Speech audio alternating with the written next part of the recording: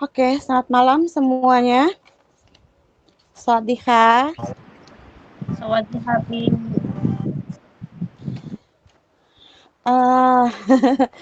Oke, makasih banyak ya teman-teman yang udah pada hadir pada malam hari ini. Sebelum acara inti kita akan mulai, ada beberapa hal yang mau saya sampaikan berkaitan dengan acara webinar kita malam hari ini. Adapun yang mau saya sampaikan itu adalah untuk teman-teman ketika nanti ada mulai acara inti diharapkan untuk buka cam atau kita on cam karena untuk menghargai dan menghormati kepada narasumber kita gitu. Kemudian yang kedua, untuk teman-teman yang mungkin mau ada pertanyaan kepada narasumber kita, silahkan. Mungkin teman-teman sudah mempersiapkan semua pertanyaan-pertanyaannya dan dalam hal ini saya mengharapkan bahwa untuk pertanyaan-pertanyaan yang akan teman-teman sampaikan kepada narasumber kita diharapkan untuk tidak berhubungan dengan sara gitu. Jadi memang sesuai dengan materi yang sudah ada gitu. Untuk materinya yang kemarin mau di-share apa gimana, Pizi?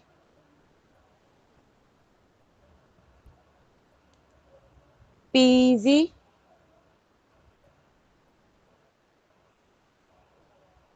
Untuk materinya nanti akan kami share setelah selesai sesi kita. Di sini mungkin kita jelaskan.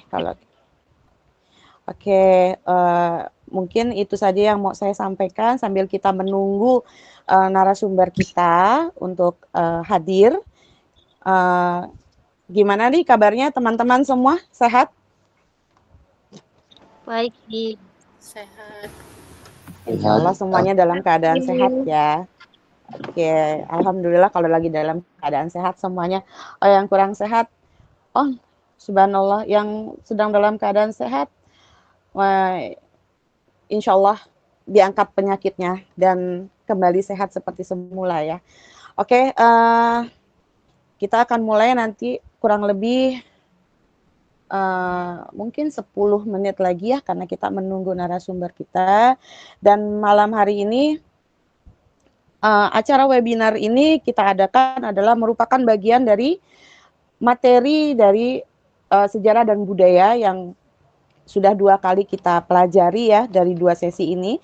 Dan kenapa dipilih temanya adalah tentang perkembangan agama Buddha di Thailand, karena perkembangan agama Buddha di Thailand ini mungkin teman-teman yang sudah tahu ya, kalau di Thailand itu kan memang agama yang paling terbesar dan mayoritas di sana. Dan teman-teman juga mungkin tahu, mungkin ada kegiatan-kegiatan atau kayak yang mungkin teman-teman tahu sebelumnya melalui media sosial atau yang teman-teman ikuti melalui ya mungkin teman-teman punya idola gitu, bias di sana gitu kan. Secara otomatis kan tahu ya kegiatan-kegiatan mereka. Dan saya mengambil tema ini yang memang berhubungan dengan materi sejarah dan budaya. Tidak ada maksud yang lain-lain di sini. Di sini kita hanya belajar mengenal lebih dalam tentang agama yang ada di Thailand. Khususnya adalah agama Buddha. Dan narasumber kita ini adalah merupakan memang ahli di bidangnya. Dan alhamdulillah dari PZ terima kasih sudah sudah didatangkan lah gitu narasumber kita yang memang ahli di bidangnya gitu. Jadi kita hanya pendalaman materi ini hanya pendalaman materi, tidak ada maksud yang lain-lainnya. Dan mudah-mudahan teman-teman semua di sini pada saat acara intinya kita bisa sama-sama belajar dan mudah-mudahan bisa menambah wawasan dan ilmu kita tentang Thailand. Itu aja. Oke, sekali lagi mungkin yang baru bergabung, untuk sesi acara intinya diharapkan untuk kita semua on cam. Yang tidak bisa on cam nggak apa-apa, tapi sebisa mungkin tolong on cam karena kita untuk menghargai narasumber kita. Oke? Itu aja yang saya sampaikan untuk di pembukaan webinar kita malam ini. Mungkin Pizi ada mau menambahkan sedikit, Pizi? Oke, kalau dari saya sih sebenarnya sudah cukup, semuanya sudah disampaikan oleh Fiadis bahwa sesi kita pada hari ini adalah untuk kategorinya adalah mengenal tentang agama Buddhis lebih dalam lagi, mengenal agama Buddha lebih dalam lagi, yang mana agama Buddha adalah agama terbesar di Thailand. Ketika kita mempelajari tentang Thailand, bahasanya kita tidak bisa terlepas dari yang namanya sejarah dan juga perkembangan budaya yang ada di Thailand, termasuk agama-agama yang ada di Thailand. Dan pada sesi kali ini kita berkesempatan untuk mengambil kategori dari agama terbesar di Thailand, yaitu agama Buddhis. Yang nanti di sini adalah sebagai pemateri kita, sebagai narasumber kita adalah Meshi If, yang mana dia adalah seorang Meshi atau biarawati kalau kita sebutnya di Indonesia, yang sudah tinggal di Wat. Nanti juga akan kita sama-sama mendengarkan penjelasan dari beliau bagaimana tentang perkembangan agama Buddhis di Indonesia ketika beliau menjadi biarawati di Indonesia dan juga ketika di Thailand. Kemudian bagaimana sejarahnya dan juga bagaimana kita sebagai seorang Buddhis, seorang kita yang Buddhisme untuk memahami keagamaan tersebut lebih dalam lagi, khususnya bagi kita yang beragama Buddhis. Seperti itu. Cukup ya, Adis. Oke, makasih Pizi. Dan kalau teman-teman semua mau bertanya, sekali lagi saya ingatkan untuk dipersiapkan pertanyaannya ya, dan untuk pertanyaannya kalau bisa kita jangan sampai ada berhubungan dengan sarah, tapi tidak jauh dengan materi kita malam ini. Itu aja. Oke.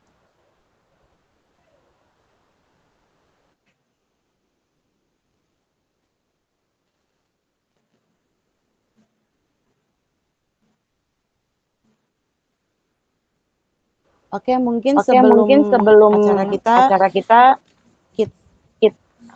terlebih dahulu mungkin mendengarkan Gata atau Gea yang akan dipersembahkan dari PBT sendiri. Oke ya, jadi untuk kategori musik ini adalah musik yang biasa kita gunakan untuk bermeditasi, biasanya untuk meningkatkan kategori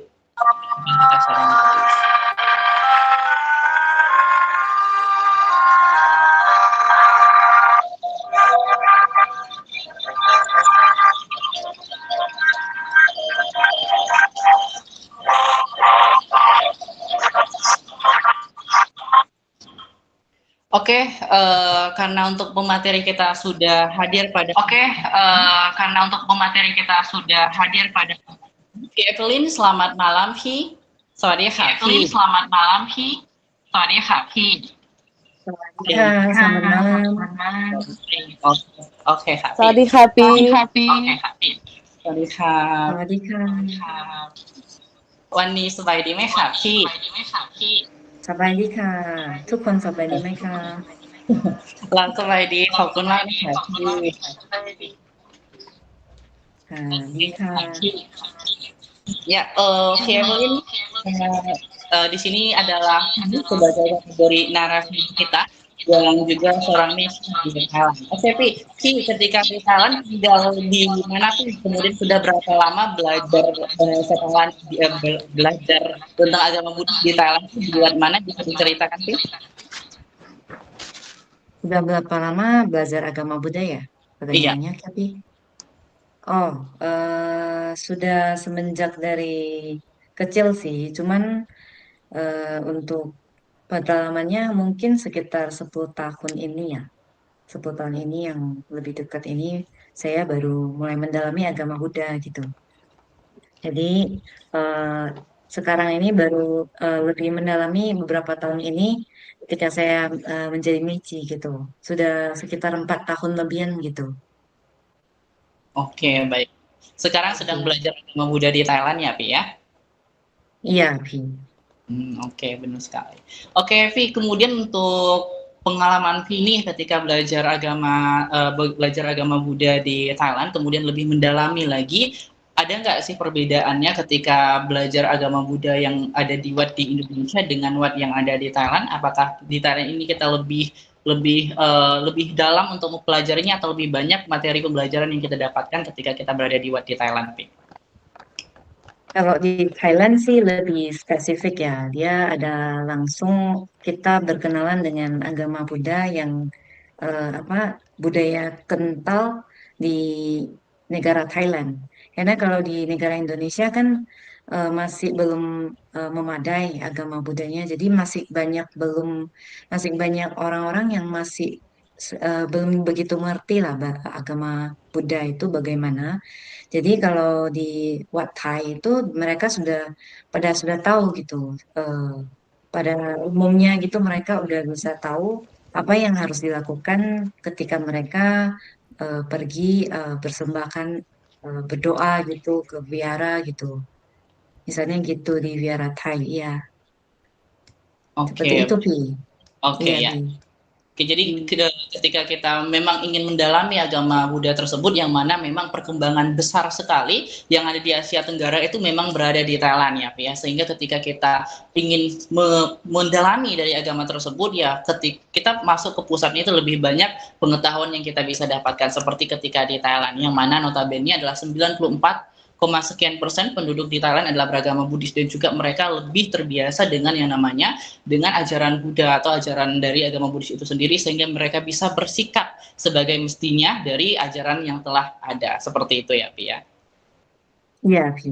Benar, Pi. Oke, baik.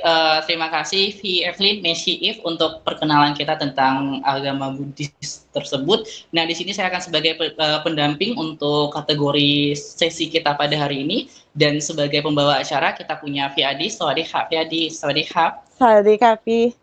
Oke. Sawadee-khap, Messi. Sawadika. Oke, ya. Sebelumnya saya perkenalkan terlebih dahulu untuk Vi Adis adalah salah satu tutor kita di bagian kategori sejarah dan juga budaya Thailand. Jadi beliau ini menguasai tentang kategori sejarah dan juga budaya Thailand, termasuk dengan perkembangan agama-agama di Thailand. Dan sebagai pembawa acara kita pada hari ini adalah beliau yang nanti akan membimbing atau membawa alur dari webinar kita hari ini. Dan terima kasih juga saya ucapkan kepada Messi VA telah berkenan hadir dalam sesi kita hari ini, membagikan pengalamannya dan juga pengetahuannya tentang keagamaan Buddhis. Dan untuk kategorinya adalah sebagai audiens kita pada hari ini, kita memiliki beberapa dari kalangan, tentu saja beberapa kalangan dari kalangan yang menganut agama Buddhis tertentu, agama Buddhis tentunya, kemudian juga beberapa agama yang ada di Indonesia, seperti itu. Dan untuk materi kita hari ini, seperti yang disampaikan sebelumnya, kita akan membahas tentang bagaimana kategori dari yang namanya perkembangan agama Buddha di Indonesia dan juga di Thailand. Kemudian juga kita akan memahami unsur 8 atau praktek jalan mulia berunsur 8 untuk kita menuju Nibbana nantinya. Ini adalah inti dari agama Buddha itu sendiri. Oke, kalau gitu mungkin saya akan kembalikan kepada Pi Adis untuk memimpin dan juga untuk memberikan kesempatan kepada Messi untuk melanjutkan dari pembahasannya hari ini. Silakan Pi Adis.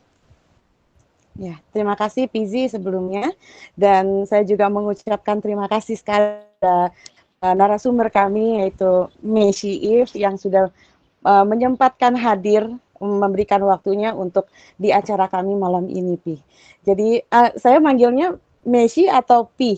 Ini takut salah nih. Boleh juga Pi atau Messi juga boleh. Itu kita sebagai salam-salam dekat gitu ya. Jadi boleh semuanya gitu. Oke, di malam hari ini juga tidak lupa saya mengucapkan terima kasih kepada teman-teman Sobat Thai di sini yang bergabung di acara webinar kita malam ini, yang sudah menyempatkan hadir, dan ucapan terima kasih yang luar biasa saya kepada tutor saya, PZ, yang dimana beliau telah memberikan saya kesempatan untuk mengembangkan lebih jauh materi yang pernah saya bawakan di sesi kelas saya, Pi, gitu. Jadi saya mengucapkan terima kasih banget sama Pizi, dan perkenalkan Pi Messi, saya Adis selaku moderator dan pembawa acara yang akan memandu acara ini selama 1 jam ke depan. Dan dalam kegiatan acara kita malam ini dengan tema adalah perkenalan agama Buddha di Thailand dan Indonesia, dengan subtema praktek jalan mulia berunsur 8 adalah jalan menuju Nibbana. Benar ya, Pi ya? Iya, baik, benar Pi.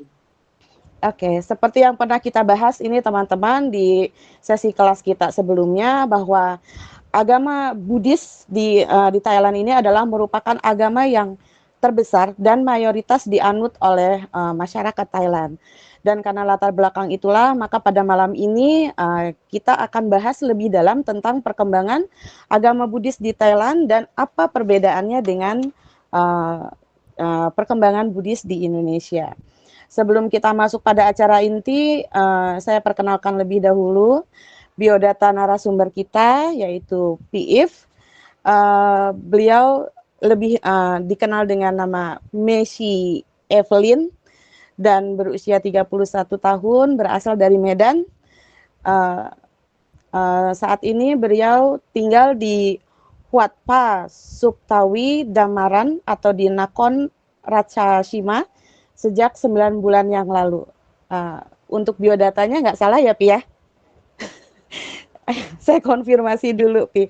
Dan pada malam hari ini, iya. Dan pada malam hari ini juga kita didampingi oleh tutor utama kita, yaitu Pizi Pongsaton. Beliau tinggal di Medan, Sumatera Utara. Dan dalam acara ini saya sendiri yang akan menjadi moderator atau pembawa acaranya. Dan sebelum kita masuk ke acara inti ini sendiri, saya sampaikan untuk kegiatan acara kita atau susunan acara kita, yang dimana sebentar lagi akan disampaikan materi ini dari narasumber kita, kemudian akan disusul dengan adanya sesi tanya jawab.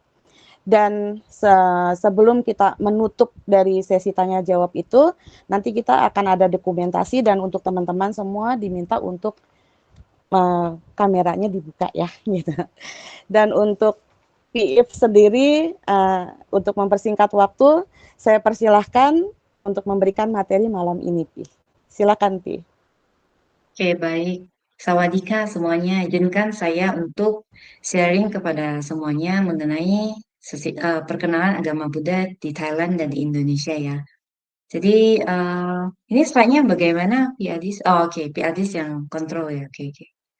Jadi agama Buddha itu asal-usulnya dari India. Jadi agama ini muncul karena seorang yang bernama Siddhartha Gautama. Beliau sebenarnya ketika lahir beliau sudah membawa sesuatu dari masa lampau yang mereka bawa sampai sekarang. Beliau bawa sampai sekarang gitu. Karena di agama Buddha kita kan percaya kayak kelahiran yang berulang-ulang sampai dengan yang kehidupan kita sekarang ini. Jadi Siddhartha Gautama itu sebelumnya sudah juga memiliki kehidupan-kehidupan yang beliau tanamkan, dan akhirnya beliau juga terlahir sebagai seorang pangeran di kerajaan Kosala di Kapilavastu, India.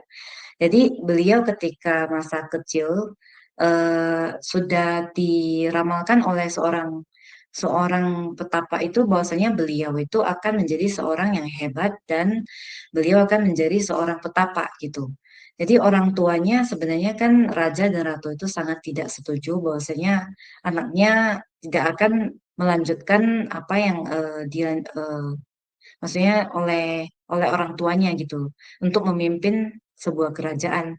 Tetapi setelah itu mereka pun berusaha untuk menghalangi Siddhartha Gautama untuk tidak melihat dunia luar, dan mereka memberikan kebahagiaan-kebahagiaan yang ada di istana gitu.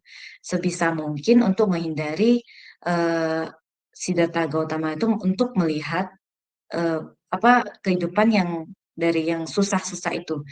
Tapi Siddhartha Gautama sendiri itu akhirnya keluar dari istana dan melihat 4 hal ini, yaitu kematian orang tua, orang mati, dan petaka ini. Dan akhirnya di sini pun beliau setelah melihat ini, beliau berlatih diri selama 35 tahun, dan setelah itu beliau mencapai pembebasan dari hal ini. Jadi ketika melihat hal ini, beliau muncul sesuatu yang ingin beliau cari tahu, seperti mengapa orang bisa sakit dan mati itu, apakah beliau bisa melampaui ini gitu. Ya, akhirnya beliau mencapai pencerahan setelah berlatih 35 tahun ini. Jadi beliau dengan penuh cinta kasih kemudian pun mengajarkan kepada maksudnya pengikutnya bahwasanya makhluk-makhluk lain bahwasanya ini adalah jalan untuk mencapai pembebasan dengan melenyapkan ketidaktahuan dalam batin itu sendiri. Dalam kita masing-masing manusia kan punya kegelapan batin yang dinamakan moha, keserakahan, dan kebencian dosa. Jadi di mana seorang sudah memadamkan segala yang kegelapan itu, di mana moha, loba, dan dosa, tak hanya orang-orang tersebut bisa mencapai nibbana atau keadaan yang melampaui segala kondisi yang berada di dunia ini. Jadi beliau juga sendiri mencapai nibbana dan akhirnya beliau mengajarkan kepada orang-orang yang ingin belajar agama Buddha. Jadi dengan berbuat baik dan menjauhkan perbuatan salah, kemudian mempraktekkan meditasi dan selalu senantiasa menjaga pikiran, jadi pada kondisi yang baik dan senantiasa murni, dan sehingga orang itu dapat memahami fenomena batin dan jasmani, dan akhirnya mencapai nibbana gitu. Tapi ini bukan segampang yang kita ucapkan di sini ya, karena ini melatih diri itu memang agak tidak gampang gitu. Jadi kita seharusnya pelan-pelan melewati itu tahap demi tahap gitu. Jadi di sini ada persentase agama di Thailandnya. Jadi penduduk Thailand itu menganut agama yang terbanyak itu 94% itu agama Buddha, kemudian Islam itu 4%, eh, itu yang Kristen itu 1% dan yang lainnya 0,1% gitu. Jadi yang di agama Buddha itu sudah semenjak zaman dahulu ya menganut agama Buddha. Kemudian di sini aliran yang paling sering dipraktikkan warga negara Thailand adalah Buddhisme Theravada ya.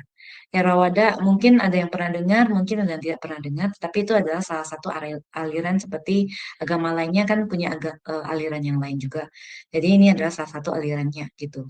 Jadi 90% penduduk agama Thailand itu menganut agama aliran ini gitu. Jadi next P.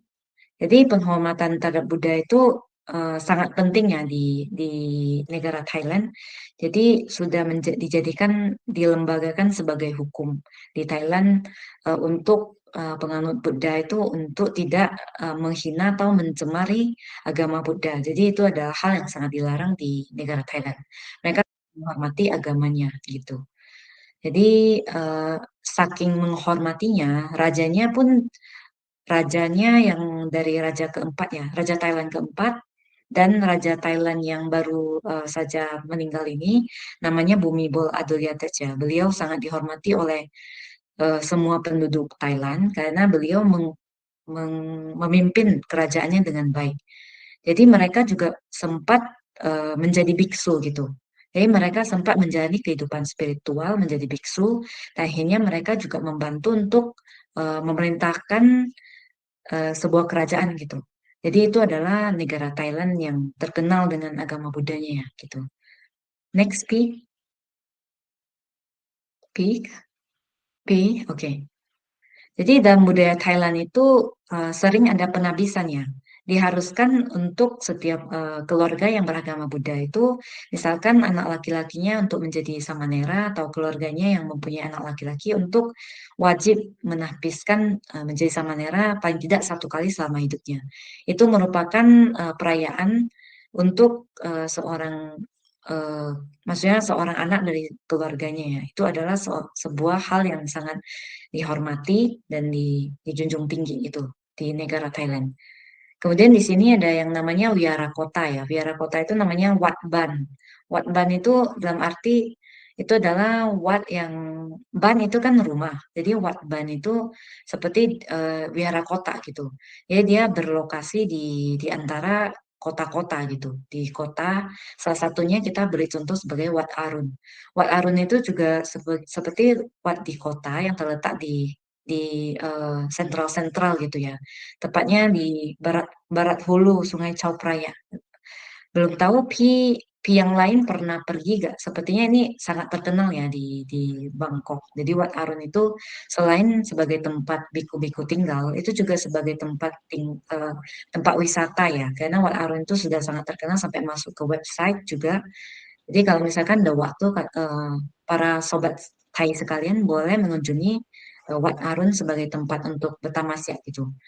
Jadi selain ada Wat Wat Ban itu juga ada wihara hutan ya. Wihara hutan contohnya seperti Wat Pananachat. Ini didirikan pada tahun 1975 oleh seorang biku yang sudah praktek dengan baik dan akhirnya mencapai arahan. Beliau namanya Ajahn Chah dan sampai sekarang masih ada, tapi dia berlokasi di dekat-dekat hutan gitu. Antara pepohonan itu yang namanya tradisi hutannya Watpa gitu. Jadi apapun wat yang memiliki pa gitu itu adalah wat hutan.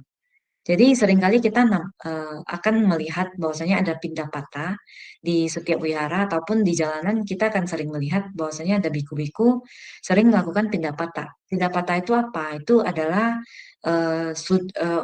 maksudnya aksi dari biku-biku untuk pergi sebagai praktek untuk menerima persembahan makanan dari umat gitu.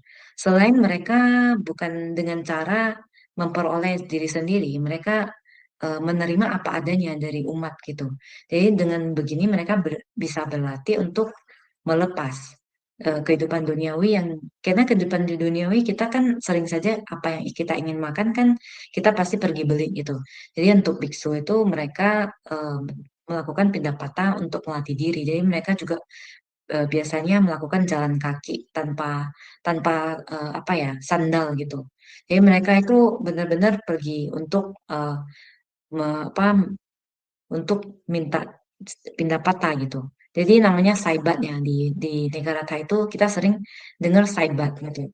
Kita kita yang umat kita sering pergi saibat untuk biku yang keluar pindah patah. Jadi pindah patah ini adalah istilah-istilah Pali ya, bukan bukan terdapat di kamus Indonesia atau yang lainnya gitu. Oke, next Pi. Tapi ada satu lagi, biku tidak menerima uang ya. Karena beliau memang tidak bisa memegang uang. Jadi kalau misalkan kita persembahkan kepada mereka, mereka tidak dapat memakainya dan akhirnya pun mereka mungkin bakalan kasih ke wihara gitu. Karena mereka tidak pegang uang. Seharusnya biku itu tidak dapat memegang uang, tetapi di zaman sekarang mungkin terlihat ya, mungkin terdapat beberapa biku yang juga memegang uang dan juga ini tradisi tudong ya. Di sini katanya tradisi tudong berasal dari agama Buddha Theravada di Thailand. Jadi masih banyak biku-biku yang melakukan perjalanan panjang gitu dari satu tempat ke satu tempat lain dalam waktu jangka berbulan-bulan untuk melatih diri gitu. Mereka kayak mengembara dari satu tempat ke tempat lain dan mereka hidup dengan minim gitu, makan juga makan seadanya, hidup juga hidup seadanya.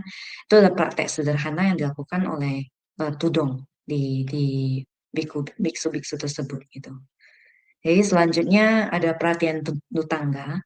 Di sini latihan keras dan disiplin ini dilaksanakan oleh biku hutan untuk tujuan supaya mereka lebih cepat untuk mencapai pelepasan gitu, pencerahan.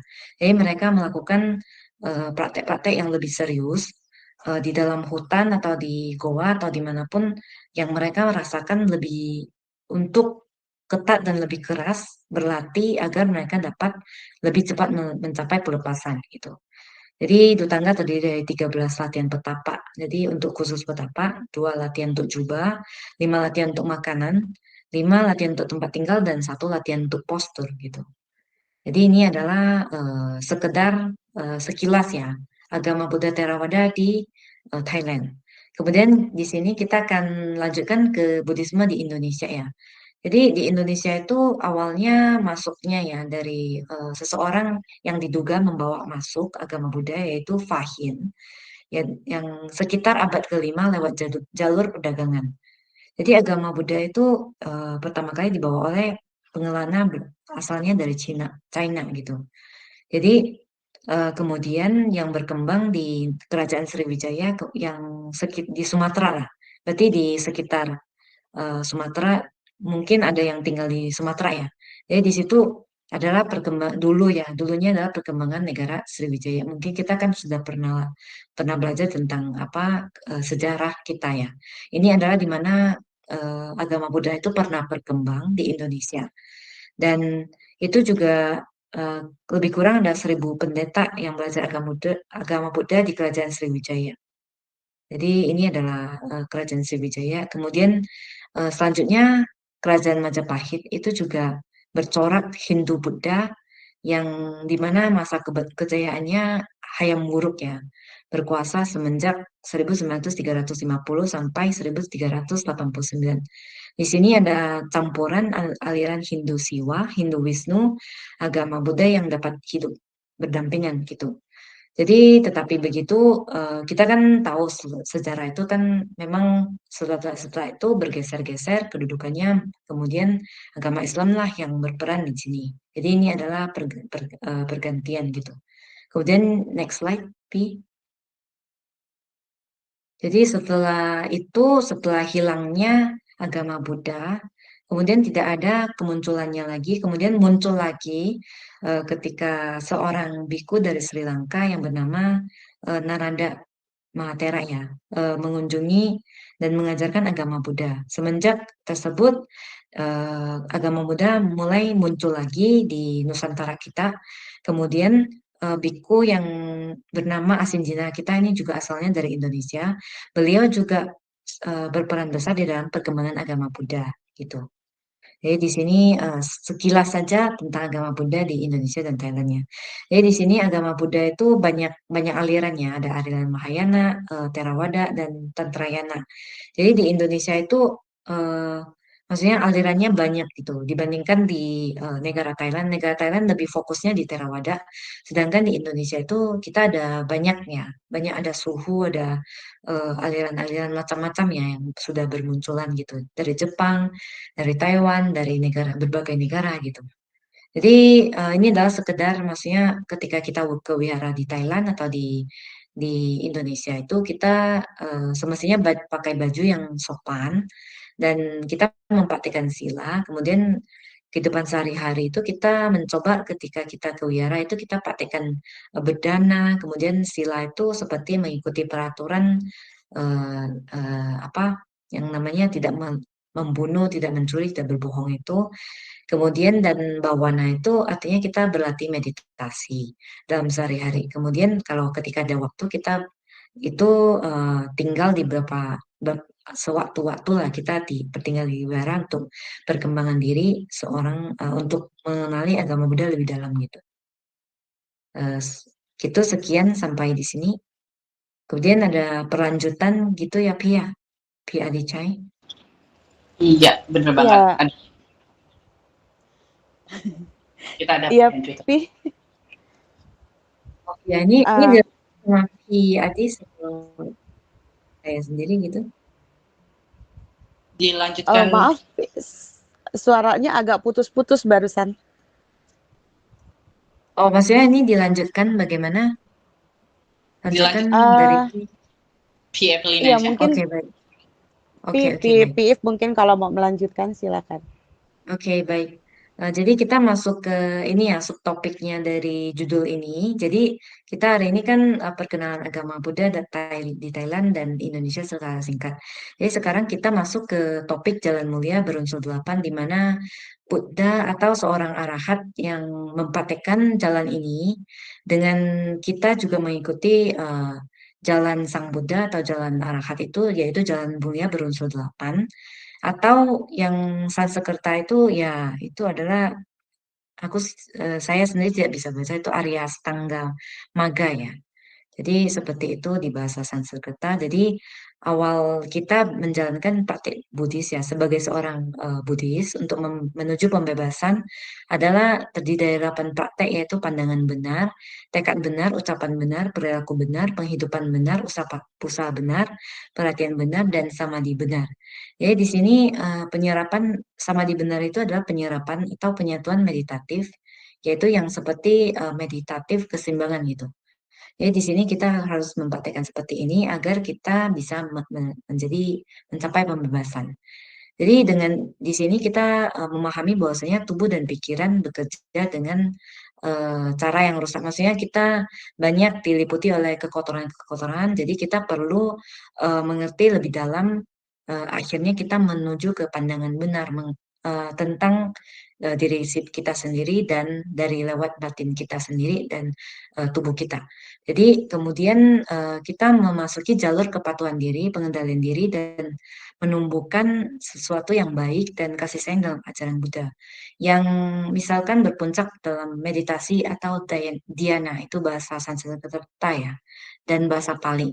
Jadi dengan memperkuat praktek-praktek ini, kita dapat mengembangkan tubuh dan pikiran kita. Dan akhirnya kita dapat mengembangkan dengan cara begini dan kita menuju ke pandangan benar dan pandangan terang atau prasna, dan menjadi sesuatu yang mengarah pada sesuatu di mana tujuan dari jalan Buddhis itu mengakhiri kita untuk tidak terlahir kembali dan mengurangi ketidaktahuan kita dan mengakhiri segala sesuatu yang gelap itulah dari kegelapan batin. Jadi next slide.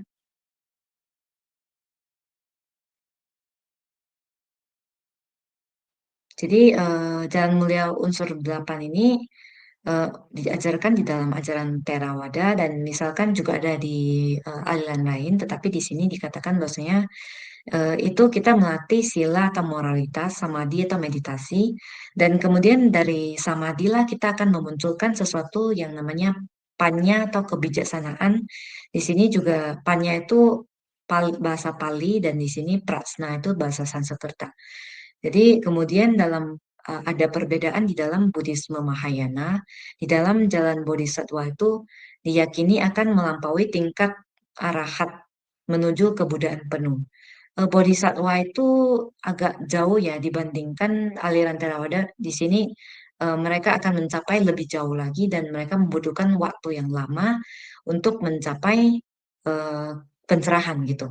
Itu secara singkat begitu. Jadi jalan mulia berunsur 8 itu adalah 8 Dhamma Cakra gitu.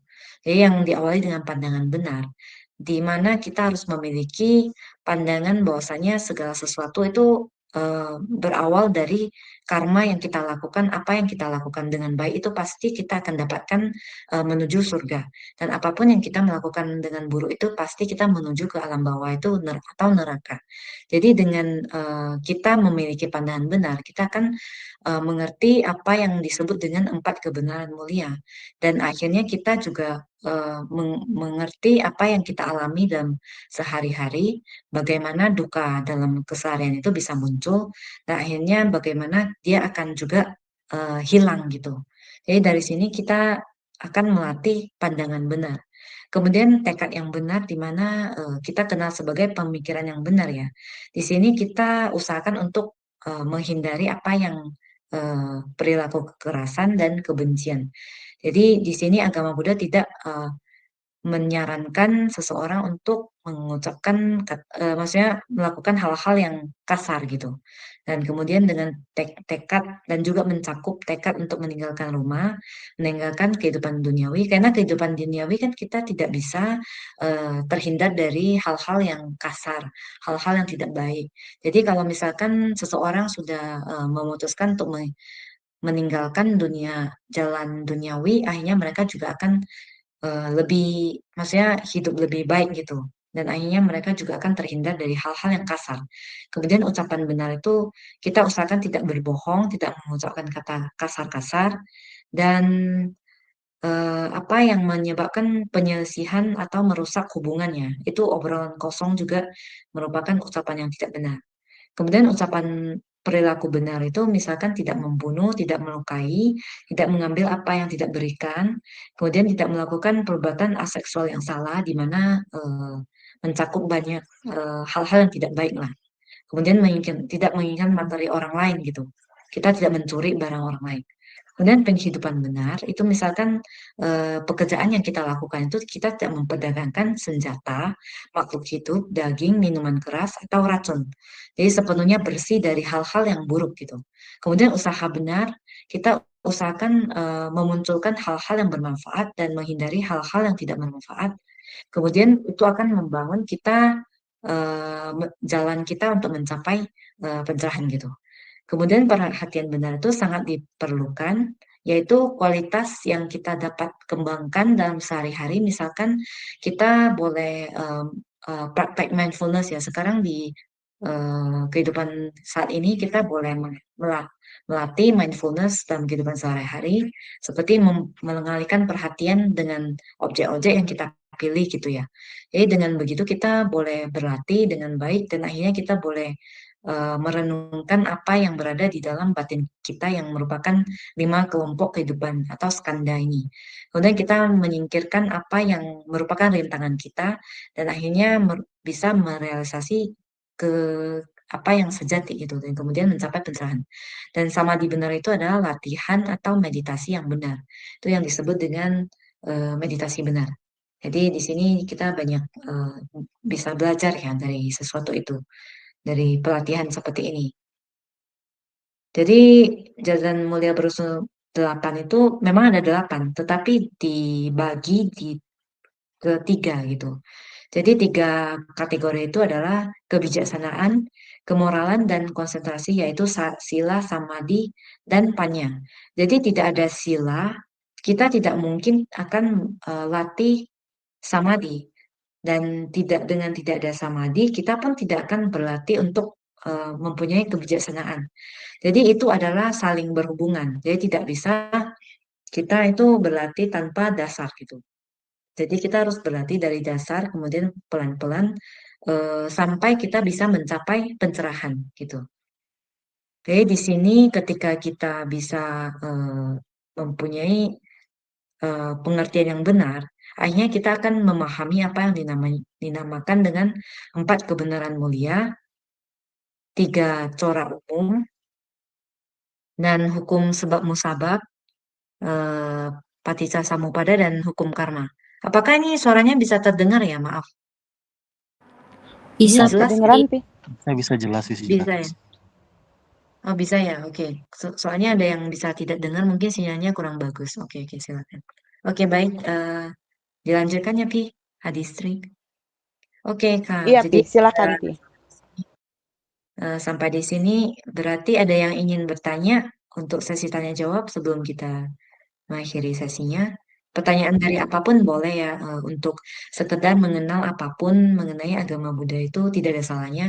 Di Thailand atau di Indonesia atau secara umum juga boleh. Itu kira-kira. Oke. Dari siapapun Oke, boleh ya, Pi. Oke, terima kasih Pi If yang sudah menyampaikan materinya, dan mungkin bagi teman-teman yang mau bertanya silakan diangkat tangannya ya dan disebut namanya. Ada yang mau bertanya? Oke, mungkin Rai, ada Rai, silakan bergabung. Sodika, mau nanya nih, ini nama saya Rai. Saya mau nanya, Yes. kalau misalnya untuk Buddha yang di Indonesia itu kan dia ada Buddha Theravada sama Buddha Mahayana ya, setahu saya. Iya, Itu benar. untuk Buddha Theravada dan Buddha Mahayana itu perbedaannya seperti apa ya, Bi? Maksudnya apakah dari cara sembahyangnya kah atau cara pengertian dari sosok Buddha tersebut kah atau gimana? Sekian. Sebenarnya sih dari cara, karena mereka karena agama Buddha itu ketika lahir itu ya memang satu ya, tetapi ketika muncul dari negara lain itu ada budaya lain yang mempengaruhi, misalkan dari Cina atau dari Taiwan gitu. Jadi akhirnya budaya itu membentuk agama ini gitu. Tetapi itu memang sudah ada semenjak dari zaman Sang Buddha gitu. Tetapi cara-cara prakteknya itu berbeda di Mahayana dan Theravada, di mana kalau Theravada itu kita ujung-ujungnya ingin mencapai arahan. Arahan itu misalkan sampai ke kesucian yang tertinggi itu arahannya. Dia ada 4 level di Theravada, ada Sotapanna, Sakadagami, Anagami, dan arahan. Jadi di sini adalah Theravada. Dan kemudian kalau yang untuk Mahayana, orang-orang itu berlatih kehidupan demi kehidupan sebagai bodhisattva. Jadi bodhisattva itu sebagai makhluk yang tidak berhenti untuk membantu makhluk lain untuk terbebaskan misalkan dari penderitaan, misalkan membantu makhluk lain dan akhirnya diri sendiri mendapat karma itu gitu. Ya, akhirnya mendapat karma itu, dia kehidupan demi kehidupan, hanya suatu hari dia sudah terkumpul ya, akhirnya mencapai kebudaan gitu. Itu perlu lama sekali, panjang sekali waktunya untuk mencapai kebudayaan dibandingkan Theravada yang mungkin saja dia berlatih meditasi atau berlatih keras di kehidupan ini atau kehidupan mendatang bisa lebih cepat dibandingkan kalau yang aliran Mahayana. Itu sekilas perbedaannya ya gitu. Tapi di cara prakteknya itu memang beda gitu antara Mahayana dan Theravada gitu. Oke, gimana Bagaimana, Rai? Rai? Udah jelas? Lagi nggak Kak? Mau Kalau tambah lagi? yang di Mahayana itu dia apakah campuran Hindu dan Buddha itu nyatu atau gimana Kak? Atau itu tok itu tok Buddha aja? Karena soalnya teman saya itu kan dia Mahayana ya Kak, tapi dia itu ada juga kayak Hindunya gitu Kak, atau memang dia gimana Kak? Bingung lagi nggak jelas. Oh, kalau Mahayana itu mungkin mau tanya alirannya apa ya? Karena Mahayana sendiri juga banyak aliran dan Theravada sendiri juga ada beberapa aliran. Jadi sebenarnya memusingkan ya. Tapi cuman mungkin saja beliau mempraktekkan sesuatu yang ada hubungannya dengan agama Hindu gitu. Sebenarnya begitu. Oh, oke, terima kasih Kak. Ya, iya, oke. Oke, selanjutnya, oke.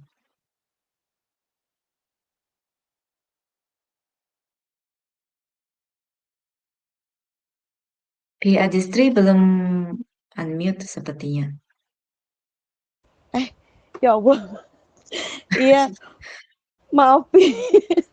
Tidak apa-apa, Pi. Mungkin untuk selanjutnya Tegar, ada Tegar. Iya, izin Oke, bertanya ya. silakan.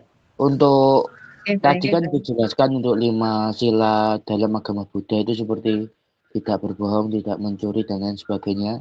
Itu berarti bisa untuk pribadi saya juga untuk mempraktekkan hal tersebut 5 sila itu juga kan? Iya, Tolong bisa. dijelaskan Itu lagi. sangat baik sekali. Terus untuk dari pertanyaannya Pi Rai tadi, berarti perkembangan agama Buddha itu menyesuaikan tempat tersebarnya para penganutnya juga, menyesuaikan tempat tinggal penganutnya juga, gitu. Iya, benar. Karena dari satu lokasi itu ada banyak pengaruh gitu. Misalkan dari agama ini kan kita kan tinggal di Indonesia, tapi kan dia masuknya dari India, dari Taiwan, dari Cina. Jadi banyak pengaruh-pengaruh gitu dari tempat lain gitu. Oke, cukup. Oke, baik. Oke. Sudah jelas ya, Tegar ya. Sudah. Terima kasih. Oke. Bisa dilanjut, Pi? Mungkin kita terima satu lagi untuk penanya. Oke, baik. Baik. Oke, mungkin di sini dari salah satu pemateri kita ya, Pi. Pinisa, bisa silakan. Sawadika.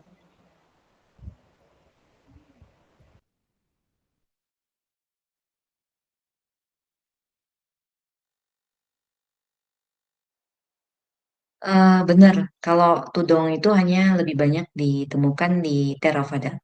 Kalau di Mahayana tidak ada pelatihan seperti ini karena ini adalah pelatihan yang lumayan boleh dibilang ketat dan keras ya. Tudong sama satu lagi Dutangga. Jadi tidak ada di aliran yang lain gitu, Pi. Oke, gimana, Pinisa? Oke, mungkin dari Pizi ada tambahan? Pizi? Itu di chat juga ada ya, Pi, sepertinya. Oke, bisa dicek Piadis yang pertanyaan melalui chat. Oke, yang di chat. Sawadika Pipi semua, izin bertanya kepada Piif mengenai saya kan sering melihat artista yang dalam suatu uat mereka itu ikut menjadi biksu dan pertanyaannya apakah hal tersebut itu wajib dilakukan atau memang ada hal lain di balik itu. Terima kasih. Silakan Piif. Oke. Bisa saja itu maksudnya mereka punya banyak tujuannya untuk menjadi seorang biku. Karena biku itu sangat tersebar sekarang di semua negara Thailand itu kan. Jadi dimanapun kita bisa melihat seorang biku, mungkin di jalanan saja, mungkin di mana saja kita berada itu ada biku ya. Jadi untuk jadi biku itu sebenarnya tidak harus seseorang itu diwajibkan. Tapi kadang itu mungkin dari dirinya sendiri, beliau ingin menjadi seorang biku pun bisa. Terus kemudian beliau ada maksud-maksud yang lain, mungkin ingin mencoba atau hal-hal lain juga bisa saja mendorong seseorang untuk menjadi seorang biksu gitu. Jadi jadi seorang biksu itu bisa datang dari berbagai alasan gitu. Ya bukan hanya satu. Ya, itu semoga bisa menjawab ya pertanyaannya itu si P Wanut ya. Oke. Iya, iya. Oke. Kita mungkin ada lagi ini dari P Ida. Mana ada P Ida bisa bergabung? Oh, bisa, Pi. Oke. Sawadee, Pi. Sawadika. Izin bertanya, kalau itu buat acara petasbihan itu apa ada batas umur kayak harus sekian sampai sekian kayak gitu? Terima kasih. Batasannya. Mm-mm. Untuk biku atau untuk biksuni atau untuk bagaimana? Yang Atau karena pentasbihan banyak macam. buat umat Budanya ya? Oh, umat Yang Buddha, buat umat Buddha tidak apa-apa. Pi, soalnya umat Buddha itu bebas. Kalau misalkan mau jadi biksu, biksuni atau samanera-samaneri, dia ada batas usia paling minimal biasanya 20 tahun. Kalau untuk sementara ya, mungkin yang kecil-kecil boleh, yang karena saya pernah lihat kayak Samanera ya, Samanera itu sebelum jadi biku, jadi mereka ada pelatihan sebagai Samanera 2 tahun. Jadi itu lebih gampang dibandingkan jadi seorang biksu gitu. Biksu kan dia peraturannya banyak. Jadi kalau Samanera itu peraturannya cuma 10 gitu. Ya anak-anak kadang lagi berlibur itu mereka juga ke wihara, terus mereka tabi sebagai Samanera biksu kecil gitu. Jadi sangat sangat imut sekali. Jadi kita selalu lihat mereka sering-sering pas lagi liburan itu ada sering datang ke wihara jadi biksu kecil gitu. Jadi di sana umur batasan samanera biksu kecil itu tidak ada batasan gitu. Jadi dari kecil boleh jadi samanera, tapi sementara gitu. Kemudian kalau untuk jadi biksu atau biksuni itu perlu paling batas minimal 20 tahun. Karena kalau agak muda mungkin terlalu susah. Tapi kalau untuk umat biasa tidak ada pentabisan. Jadi masing-masing boleh mengambil sila sendiri gitu. Misalkan kalau seperti saya, kalau saya kan meji. Meji itu biasanya 8 sila. 8 sila itu kan juga tidak banyak, cuman sedikit kan dibandingkan biksu atau samanera, biksu kecil gitu. Jadi kita boleh mengambil sila dengan seorang biksu senior gitu. Jadi biksu senior boleh mentapiskan meji yang cuma 8 sila gitu. Jadi gitu kira-kira. Oke, Terima kasih, Meti. gimana? Oke, Oke. selanjutnya kita ada Rita Kimura. Ada Rita Kimura? Iya, Pi. Oke, silakan. Makasih, Pi. Pi mau nanya, kalau misalnya bitsu atau bisuni itu berarti ada kayak sertifikatnya gitu ya? Atau Eh, maksudnya identitas ada, dirinya? ada. Biasanya sih ada karena di Indonesia juga kita kan kalau misalkan ada identitas ya, kita bisa menjadi pasti bahwasanya kita itu adalah biksu atau biksuni yang asli gitu. Karena zaman sekarang itu kan kita takut, misalkan orang ini benar-benar biksu nggak, mukanya kita menaruh curiga ya. Tetapi di zaman sekarang itu kan sudah beda dengan zaman dulu ketika orang-orang masih apa ya, di zaman Sang Buddha dulu kan tidak ada identitas seperti ini karena tidak diperlukan. Tapi di zaman sekarang karena zaman sudah semakin berubah dan akhirnya itu kita perlukan identitas untuk membuktikan bahwasanya orang tersebut memang memang asli biku gitu.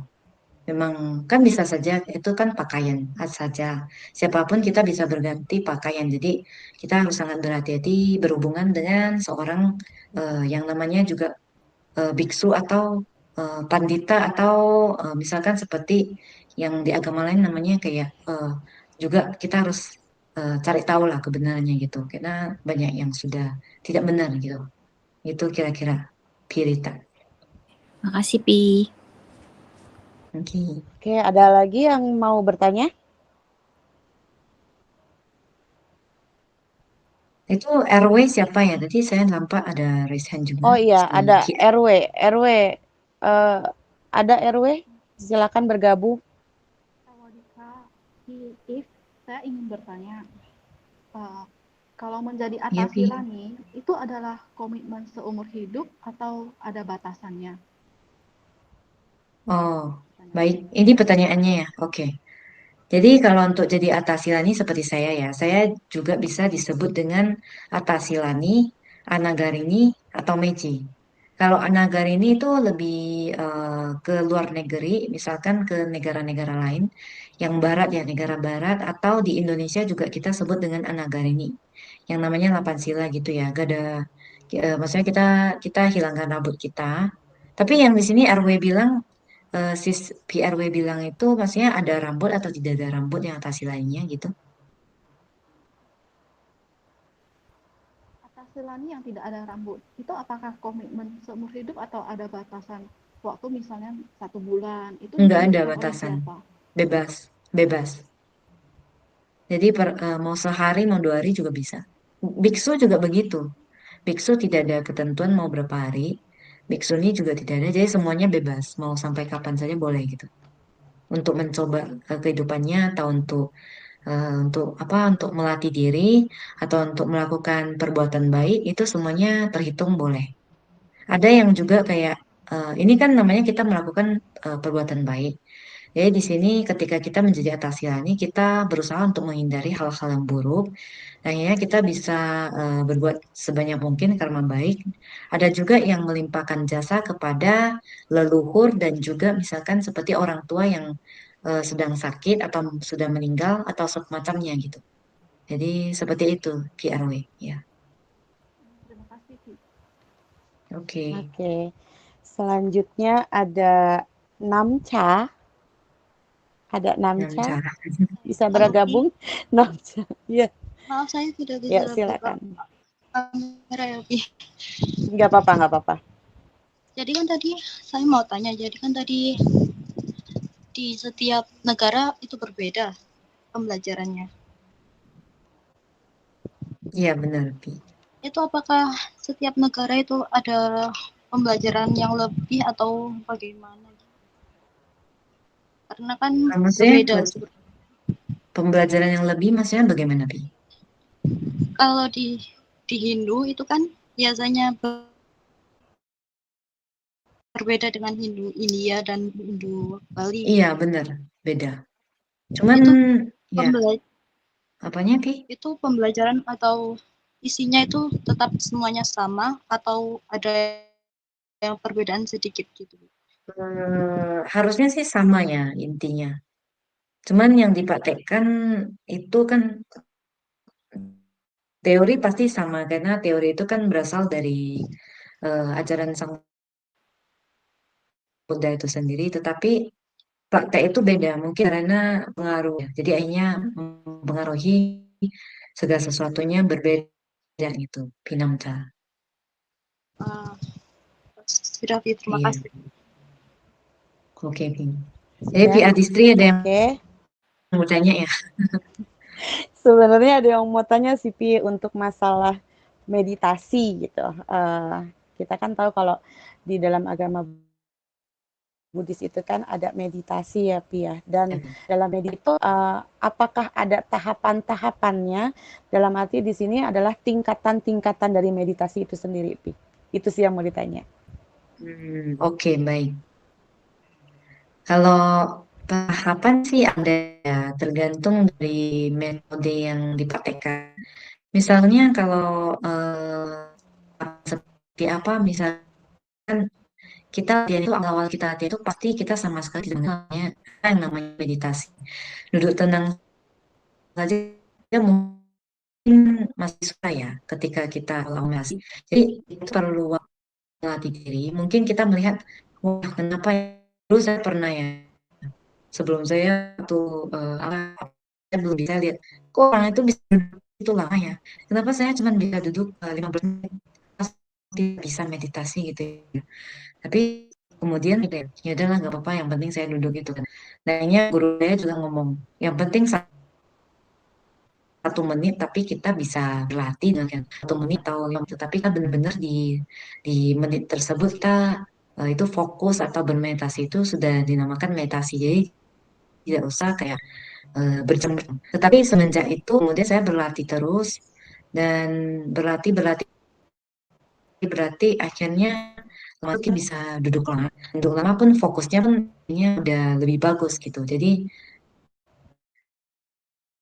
setahap demi setahap lah gitu misalnya gitu. Tapi kemudian setelah kita bisa tenang, kemudian kita bisa merenungkan lagi. Jadi banyak yang bisa kita lakukan, kita mengembangkan meditasi. Meditasi itu tidak gampang. Jadi perlu dikembangkan misalnya. Misalkan kita fokusnya mungkin kurang ya. Saja udah lama, kalau kita sering latih, mungkin saja 1 jam itu kita bisa fokus. Misalkan kita ambil tasbih juga boleh kita pakai meditasi atau kita pakai musik atau pakai apapun yang kita untuk fokus ya. Itu kan meditasi harus kita bersila itu harus gitu. Jadi jalan juga boleh, kita pegang objeknya bagus gitu. Jadi itu sudah dinamakan kita lagi ngapain gitu. Nah itu juga bukan, kalau mindfulness kan kita pernah baca ya, yang kita punya kesadaran saat ini gitu, misalkan. Itu juga seperti meditasi. Jadi kita sadar apa yang kita lakukan, kita sadar kita sedang berada di sini, itu juga meditasi. Jadi meditasi itu macam-macam. Kadang juga seperti gerakan yoga ya. Gerakan yoga, orang kan kita kan mindful gitu, kita cuma menggerakkan tangan atau menggerakkan badan kita gitu ya. Itu mindfulness juga boleh dihitung sebagai kategori meditasi. Meditasi itu banyak tipe ya.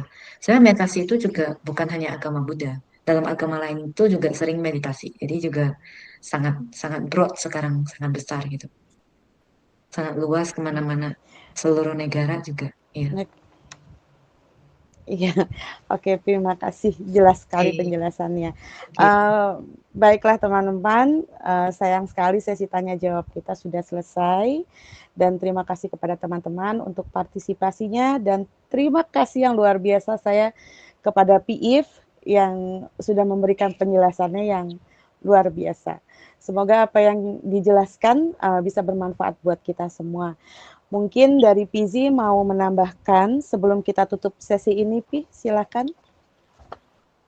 Oke, baiklah. Terima kasih Pi Adis atas kesempatannya. Saya cuma menyayangkan sekali ya waktu kita sangat terbatas untuk sesi kita pada hari ini, karena memang banyak sekali harusnya pembahasan yang bisa kita bahas pada saat ini, dan juga mungkin para audiens kita sangat penasaran nih untuk menggali lebih dalam tentang bagaimana sih kita hidup sebagai seorang Buddhis yang ingin mencapai yang namanya arahat dan bahkan mencapai kebudayaan, walaupun itu sangat sulit sekali untuk kita lakukan. Nah, seandainya saya mau konfirmasi nih pada Fiib nih, seandainya dari setelah sesi ini ada teman-teman kita yang mungkin penasaran ingin belajar lebih lanjut tentang keagamaan Buddha seperti itu, mungkin apakah dia bisa langsung berdiskusi dengan Pi atau tanya langsung ke Pi kemudian melalui WhatsApp mungkin, atau bagaimana, apakah ada kesempatan untuk hal itu? Boleh, silakan saja, kapan saja. Senang kok untuk menjawab pertanyaan atau berdiskusi, itu kan bagus gitu. Oke, baiklah. Oke, jadi itu menunjukkan bahwa kita, ya, terima kasih Evelyn atas kesempatan kita untuk bisa belajar bersama-sama. Nah, jadi itu sudah membuka jalan kita ya. Jadi kalau misalnya untuk kalian yang masih ada pertanyaan nih, masih bingung nih, atau masih banyak yang ingin ditanyakan, ingin belajar lebih lanjut lagi untuk keagamaan Buddhis, kemudian untuk sesi kita pada hari ini sangat terbatas sekali untuk waktunya. Jadi mungkin nanti kalian bisa tanyakan langsung kepada Evelyn itu melalui WhatsApp-nya, dan beliau akan menjawab dari pertanyaan kalian. Mungkin nanti kalau misalnya mau WhatsApp Evelyn itu di mana? Mungkin nanti akan saya share di grup kelas kita ya. atau di grup kita sama-sama, dan juga nanti bisa tanyakan sesuai dengan kategori jalur yang Anda tanyakan, kemudian Vi Evelina akan menjawabnya dengan sesuai dengan pertanyaannya, Vi ya. Oke, ya saya juga mau ucapkan terima kasih kepada Vi Evelyn untuk sesi kita hari ini sudah mau hadir bersama kami dan juga membagi ilmunya untuk kita untuk belajar lebih jauh lagi tentang agama Buddha yang ada di Thailand seperti itu. Oke, itu aja Vi Adi, saya kembalikan kepada Vi Adi, silahkan. Iya, terima kasih Pizi untuk tambahan materinya. Dan sekali lagi, Piif, saya mengucapkan terima kasih atas kehadirannya malam ini untuk memberikan materi tentang perkenalan dan perkembangan agama Buddha, khususnya di Thailand. Dan dalam kesempatan ini, saya juga mengucapkan terima kasih kepada seluruh teman-teman dan tim pendidikan bahasa Thailand, dan khususnya kepada tutor saya, Pizi, yang sudah memberikan saya kesempatan untuk mengadakan kegiatan atau acara webinar ini. Dan mudah-mudahan apa yang disampaikan oleh Piif malam ini bisa menambah wawasan dan ilmu kita tentang agama Buddha di Thailand. Dan sebelum kita tutup untuk sesi ini, minta tolong kepada teman-teman semua untuk buka kamera, karena kita akan mengadakan sesi dokumentasi terlebih dahulu. Yuk, buka dulu kameranya yuk, kita mau dokumentasi.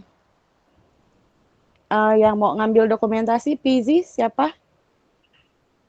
Tadi sudah disesuaikan dengan Rohmah. Gimana Rohmah? Bisa?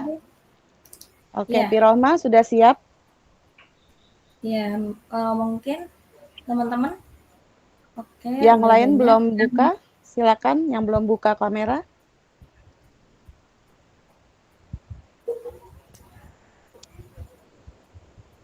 Oke, Pi Rohmah. Oke, saya ya udah beberapa udah ada yang open kameranya. Ya, nggak apa-apa. Oke, saya hitung teman-teman. 1, 2, 3. Oke, mungkin bisa sekali lagi, Pi Rohmah. Ya. Oke, saya hitung. 1, 2, 3. Oke. Terima kasih sekali lagi, terima kasih Piif untuk kehadirannya malam ini. Terima kasih banget ya. Seneng banget saya malam ini, saya benar-benar seneng banget. Dan untuk teman-teman, terima kasih juga. Dan sampai jumpa kembali di acara-acara pendidikan bahasa Thailand lainnya. Selamat malam. Selamat malam.ขอบคุณค่ะ